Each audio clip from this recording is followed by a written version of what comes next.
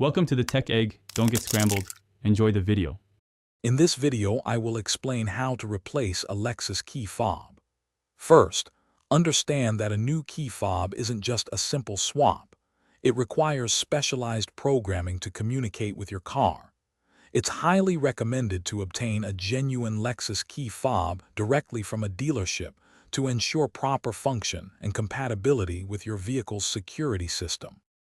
Once you have your new key fob, the next crucial step is programming it. For Lexus vehicles, this process typically requires specialized equipment and expertise. Your most reliable option is to visit a Lexus dealership, where trained technicians can correctly link the new fob to your car's immobilizer system.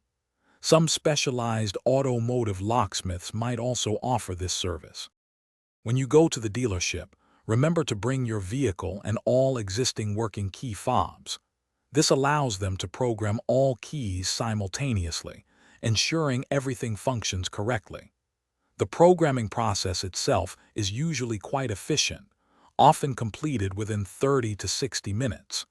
Be prepared for a service fee, which typically falls between $150 and $300.